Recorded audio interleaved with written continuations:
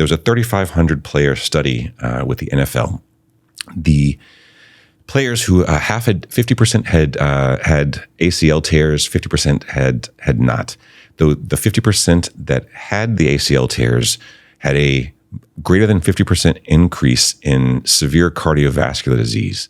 And they looked for kind of the smoking gun for what's driving this. And what it came down to is you have increased chronic inflammation in that joint almost forever after that traumatic tissue damage that you have with the injury and then the surgery. And that doesn't really go away, and it doesn't stay local. It impacts and impairs your cardiovascular endothelial tissue. And one of the measures that they use for cardiovascular endothelial tissue, which is just the kind of tissue on the inside of your blood vessels, is what they call a shear strength test. And so shear strength is when you have pressure coming down the pipe of your blood vessels. How much the more blood that's going through there, the more stress gets put on kind of at a perpendicular angle to that endothelial tissue. And the shear strength drops off when you have inflammation chronically in your body. And that's when you start seeing stiffening. That endothelial tissue can't expand and deliver blood as easily. And part of the validation for this has been let's go back and measure the tissue that's around this injury to validate that's what's driving it.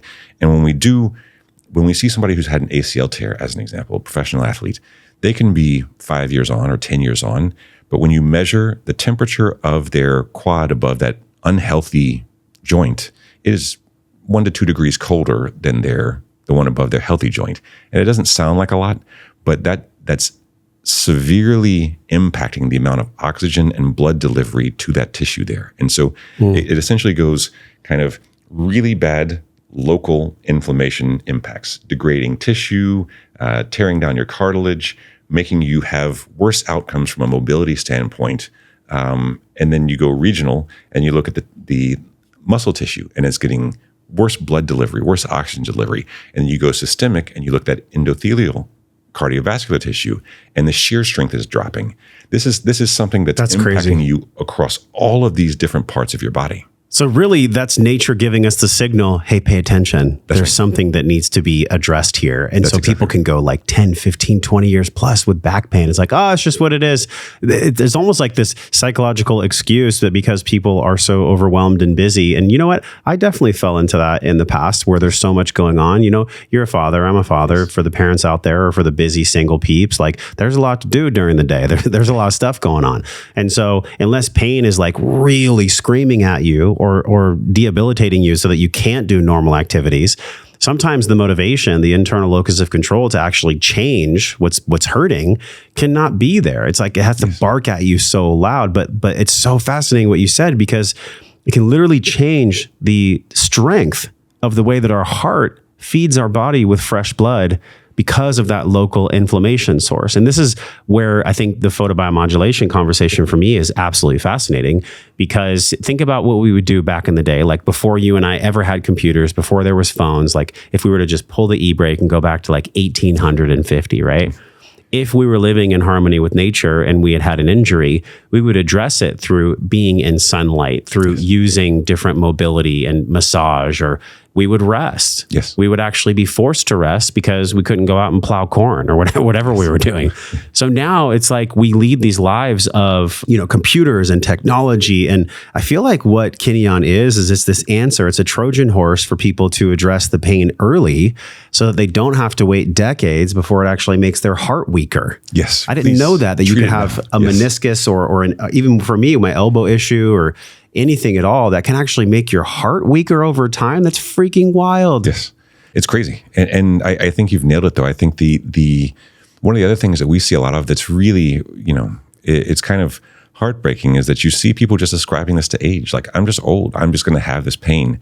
And, part of our job is to educate and say, you don't have to. You can get out of this. It takes consistency. It's not going to happen in a week. The longer you've had it, the more damaging that trauma has been to the tissue in the first place, the longer treatment like this takes to help you. And we've committed to our users to be able to keep Keep it as long as you're using it, keep it as long as you can. If you ever feel like you're not getting the results that you were expecting out of it, send it back to us. We're not here to sell devices.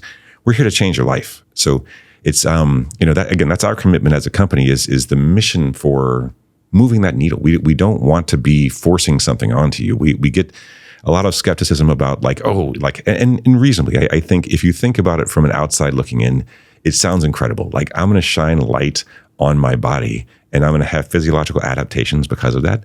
Even when I started looking at this from a medical research standpoint, that sounds incredible. And so I can appreciate the skepticism, but when you get, we're now, I think, over 6,500 studies that we've cataloged and then kind of drilled down into and kept all of the dosing data from that, because it's one of the things that you've mentioned, and I think it's worth diving into a little bit, is when you're out in sunlight, you're also getting infrared light. Mm-hmm. There's different ways to get light, and there's different reasons that we've developed these photoacceptors in our body to be that do trigger different signaling impacts.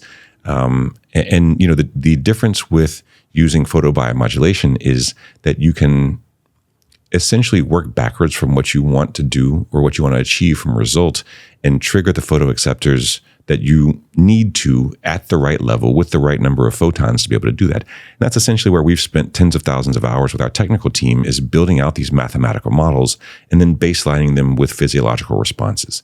And so there are a number of different existing kind of off-the-shelf models.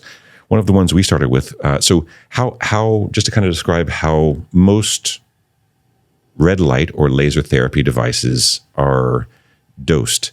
Most of them are dosed more from an engineering standpoint. So there's two metrics that are used quite commonly with particularly the commercial and really most of the medical level devices that are out in the market.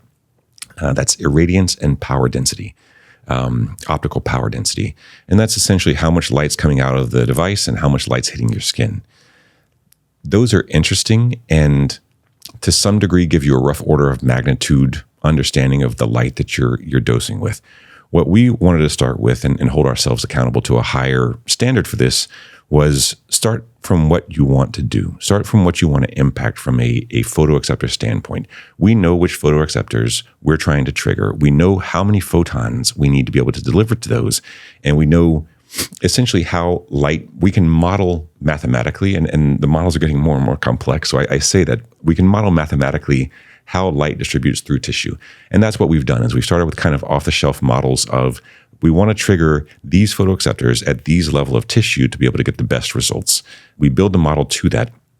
And then we use, again, what's gotten us into the optical sensor side of things is we use existing optical sensors to be able to measure what's happening within the physiology.